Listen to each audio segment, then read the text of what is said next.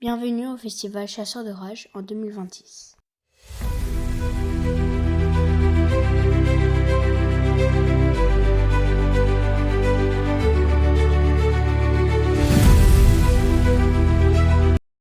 Vapeur d'eau. Alors celle-ci, je peux comprendre un petit peu d'où elle vient, parce que si vous voyez un truc qui flotte dans le ciel, vous vous dites forcément que c'est léger. Le gaz, c'est généralement léger, c'est un truc qui flotte, c'est un effet vaporeux. Bon, bah du coup, ouais, logique. Mais alors figurez-vous qu'aujourd'hui, nos petites têtes blondes savent que les nuages, c'est pas de la vapeur, c'est des gouttes d'eau. Donc en fait, c'est plutôt notre génération d'adultes qui n'a pas appris la bonne chose. Mais alors pourquoi est-ce que ce serait pas de la vapeur ?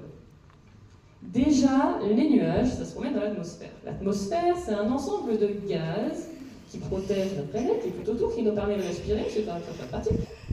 Et c'est de moins en moins dense quand on va monter en altitude. C'est pour ça que si on fait l'Everest, nous va emmener une bouteille d'oxygène, alors qu'au pied de l'Everest, on n'a pas de problème pour respirer.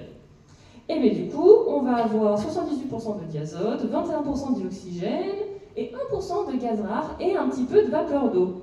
Bon bah du coup, ça tombe bien, c'est un nuage. Non, ça ne peut pas être de la vapeur d'eau, nos nuages, parce qu'en fait la vapeur d'eau, donc c'est un gaz, c'est invisible, inodore, insipide. Donc je ne la vois pas, je ne la sens pas, je ne la goûte pas. Globalement, en fait, c'est comme tous les autres gaz les plus communs, donc que ce soit du dioxyde de carbone, du monoxyde de carbone, du méthane, tout ça, c'est discret, on ne les voit pas. Donc ça ne peut pas être de la vapeur. La vapeur, en fait, donc vu que c'est un gaz, on a toutes nos molécules d'eau ici, H2O, qui vont se déplacer très très bien dans l'atmosphère. C'est dommage que les animations ne marchent pas, je vous en avais mis plein, c'était super.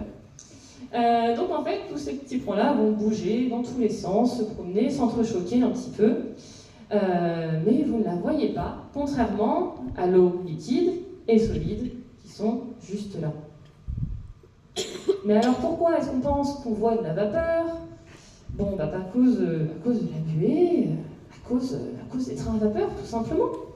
Parce qu'en fait, si vous voyez un train à vapeur, vous avez un beau nuage, vous vous dites, ah ben voilà, train à vapeur, forcément.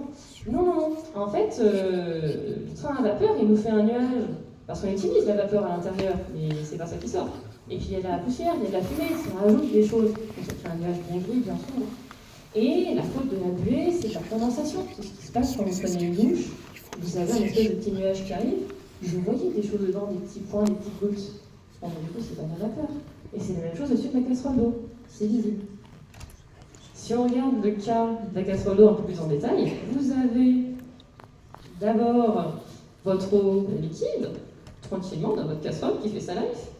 Vous montez la température. On arrive à peu près à 100 degrés. Ça tombe bien, température d'ébullition.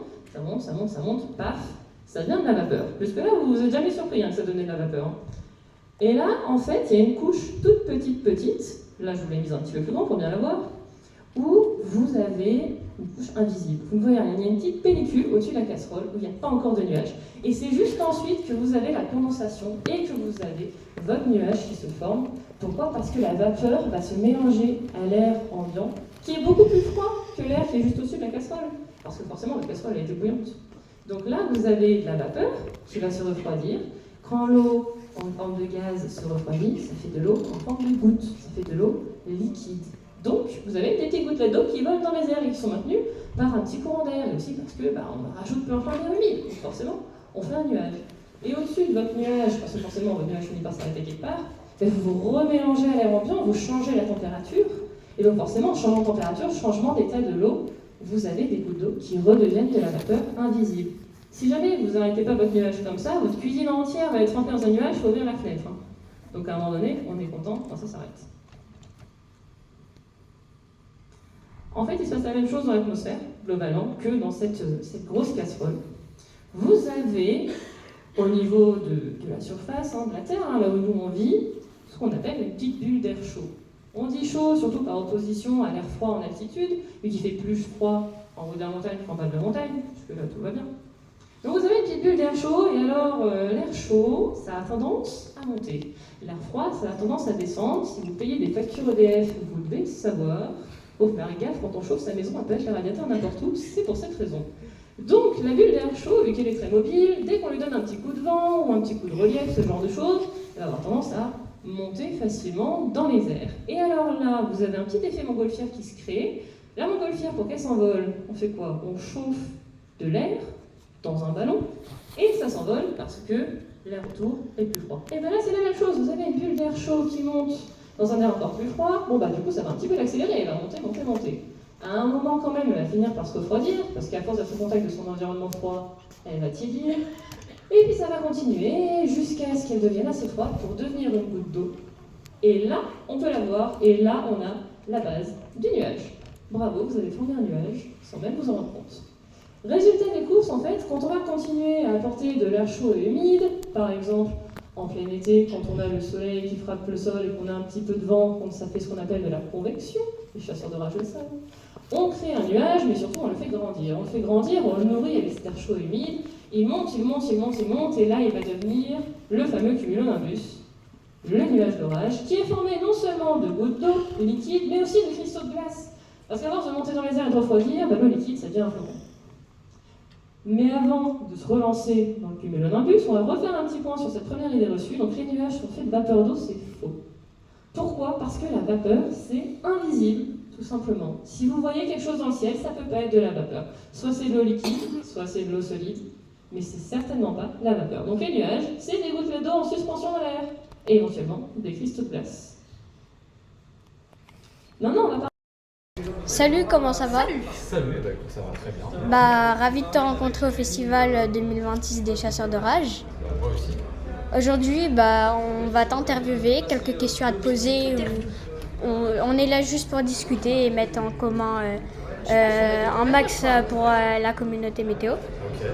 J'avais une question importante, après je laisserai parler Noé.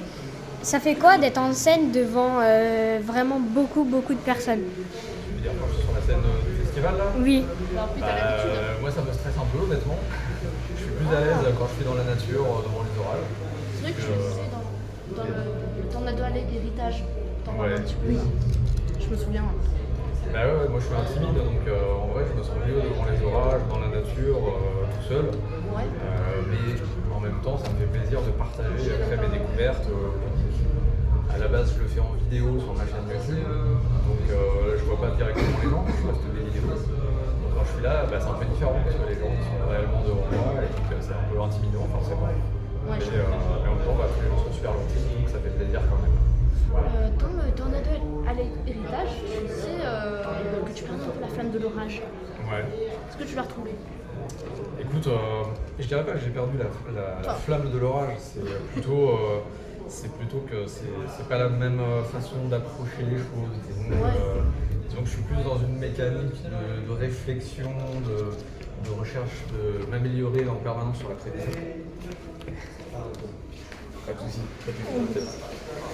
En fait, je suis plus en train de réfléchir à comment améliorer mes prévisions et je suis un petit peu moins dans l'émotion que j'avais quand j'ai commencé, quand j'étais tout jeune, où j'étais émerveillé devant tout et je trouvais tout super forcément parce que je découvrais quoi. Aujourd'hui, Maintenant, comme je suis plus habitué, bah, je suis plus dans l'analyse, c'est dans la réflexion, c'est un peu différent. Aujourd'hui, bah, t'as vu beaucoup de choses. Entre des tornades gigantesques, de catastrophes, t'as vu beaucoup de choses. Et voilà. Et est-ce que. D'ailleurs, je vais poser une question. De plein de gens posent. Quand est-ce que l'épisode 3 de la story time arrive? Ah oui, je sais, on l'a déjà posé hier. Ah ouais. Oui, je sais que ça fait très longtemps que je dois la faire cet épisode. Et le problème c'est que plus ça va, plus il se passe des choses dans ma vie, donc plus il se rajoute des choses à raconter. Enfin, je vais devoir faire une partie 3 et une partie 4. Et pour l'instant, bah, c'est pas prêt, mais un jour, j'ai bon espoir de finir par la faire cette vidéo. J'espère. On attendra. Elle arrivera bien. Ouais, elle arrivera bien un jour ou l'autre. Franchement, il faut y croire. J'ai tellement de vidéos que j'ai envie de faire que je sais jamais laquelle faire en premier. Après, tu pourrais peut-être prendre un monteur, je sais pas. Bah oui, c'est de l'argent. Ouais, voilà, c'est le problème. Ça coûte cher. Ouais, c'est vrai. Ouais, pas beaucoup d'argent. Bah oui. Parce que je fais pas énormément de vues. Tu penses retourner à la tornado allée ou pas? Bah, j'aimerais bien, mais ma santé en ce moment elle est pas top. C'est un peu compliqué. Si jamais ça va mieux, tu penses y retourner? Bah ouais, si ça va mieux, en tout cas, je retourne direct, c'est sûr. Et ben j'espère que tu pourras y retourner. Tu pourras revoir des orages. J'espère aussi, j'espère. On va tout faire pour en tout cas. Et je que tu as d'autres questions? Oui. Aussi, quel a été là où vraiment tu as compris que la nature, c'était pas rien, mais quand tu étais à la Tornado Alley, une tornade monstrueuse qui t'a marqué? C'est quand même la tornade d'El Reno en 2013 qui a été la plus marquante pour moi. Et d'ailleurs, ça a été c'est toujours ce jour la tornade la plus large jamais observée dans l'histoire. Donc c'était exceptionnel. Et moi, j'étais à 1 km de cette tornade, donc forcément, oui, c'était très très impressionnant. Après, j'ai vu cette vidéo plusieurs fois. Ouais. Très bonne vidéo. L'introduction de la vidéo est super, je trouve. En fait, elle était déjà gigantesque à 1 km. Et oui. Imagine l'équipe je pense que c'était Tristex qui malheureusement est mort dans cette tornade. Ah ouais, c'était terrible. Ouais. Et c'est très. Oui, en plus c'était beau. C'était des. Ils étaient très expérimentés et malgré ça, ils se sont fait piéger. T'as beaucoup de contacts avec d'autres personnes connues, genre Cody ou les Couleurs du Ciel? Oui, les chasseurs français, on se connaît tous très bien entre nous. D'ailleurs, Cody, il était là l'année dernière. Il n'est pas venu cette année parce qu'il prépare la Tornado Alley et il n'a pas été invité. Enfin, je crois pas. En tout cas, non, il n'expose pas cette année. Il n'a pas de conférence, mais c'est parce qu'on change aussi chaque année, on fait tourner un peu les gens. Ok. Et voilà, mais sinon, oui, dans les chasseurs français, on se connaît quasiment tous. Ah, ok. Ouais. Mais j'espère devenir un de ces chasseurs français. Écoute, je te le souhaite. De toute façon, c'est simple, il suffit de prendre un petit appareil photo, de sortir dehors, faire des photos d'orage, et ça y est, on est un chasseur. Il n'y a personne qui lui dira si vous avez le droit d'être un chasseur ou pas. C'est à vous de décider. C'est ça. Exactement. Et aussi, j'ai une autre petite question qui vient d'arriver dans ma tête. Ouais. C'est est-ce que tu as fait des montages, travaillé sur des anciennes vidéos pendant que tu te reposais chez toi au chaud? J'ai commencé un petit peu à faire des montages d'anciennes vidéos, ouais. J'ai encore plein d'images de chasse de la saison 2022. Donc il faudra que je les publie un de ces jours. Et quand je me sens bien, j'arrive à faire un petit peu de montage et j'avance tranquillement. Tu feras comme un best-of comme tu as fait pour la saison 2, enfin Lucien Coupé. Ce sera pas forcément un best-of, mais en fait j'ai vraiment des journées de chasse entières que j'ai jamais postées peut-être. Donc j'ai encore plein de choses à raconter. Plein de chasse même aux États-Unis, il m'en reste que j'ai pas posté. Donc un jour ça finira par arriver sur la chaîne YouTube. Ça serait quoi le sens le plus dur à perdre pour un chasseur? Le sens le plus dur à perdre? Enfin, sans compter la vue, parce que je pense que c'est... Ça serait Louis. Enfin, si on perd le fait d'entendre, ça changerait beaucoup, tu penses? C'est quand même important d'entendre, ouais. Parce qu'on peut entendre les éclairs. Déjà, il y a le tonnerre, il y a même le son de la tornade, ça fait quand même un son vraiment impressionnant et qui rend compte vraiment de la puissance de la tornade. C'est vrai, j'ai entendu les sirènes. Oh, d'ailleurs, en parlant des sirènes, le tout début de l'épisode de la tornade d'El Reno. Ah oui. Alors, il est très intense, il est très bien. On a direct des sirènes, on est là dans l'ambiance. Là, on rentre direct dans l'ambiance au tout début de la vidéo, c'est incroyable. C'est ça, c'est quoi ta tornade préférée? Celle que t'as préféré voir? C'est dur à dire aussi, mais Bennington était très bien en 2013. Chapman en 2016 était très bien aussi. C'est vraiment difficile d'en retenir qu'une, honnêtement. C'est dur à dire. Après celle d'Eldorado que j'ai vue en 2024. Ah oui, c'est en 2024. C'est la dernière vraie grosse tornade que j'ai vue. C'était aussi une très belle chasse. On était bien positionnés, donc ça reste un très bon souvenir, ça aussi. Combien de tornades EF5 t'as déjà vu? EF5, c'est facile, une seule. Ah bon? Oui. C'était la tornade de Meaux. Mais t'avais pas vu au tout début de la saison une tornade dans un noyer? Il y avait une tornade noyée. Alors si, c'est vrai que tu as raison, elle est passée EF5 après. À l'époque, elle n'était pas encore classée EF5. Mais techniquement, oui. Alors, est-ce qu'on peut dire que je l'ai vue? Je suis pas sûr. Parce que elle était dans la cage d'ours.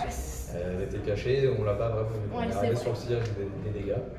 Effectivement, c'était cette tornade qui a été passée EF5 après, qui était déjà à côté d'El Reno d'ailleurs. Ah oui. Quasiment dans la même zone, Et après, est-ce que tu as d'autres questions? On a peut-être fini, je pense. Ouais. Et on a terminé. Ok, bah c'est super. Bah, Retrouvez, si vous ne connaissez toujours pas, mais ça m'étonnerait, si vous êtes passionné de météo, vous connaissez forcément sa chaîne, Christophe Asselin, sur la chaîne Chronique Chaotique. Et si c'est toujours pas fait, n'hésitez pas à liker toutes ces vidéos. Tout simplement, ça soutient. gentil.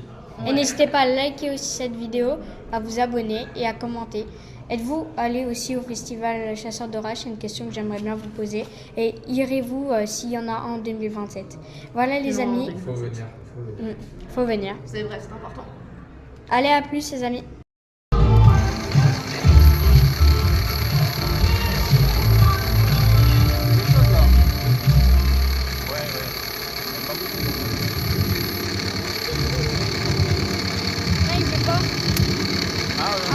C'est fou là-bas.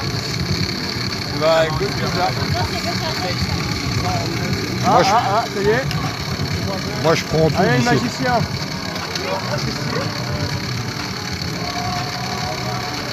Il y en a qui ramassent. Tu veux tester un arbre? Teste un arbre.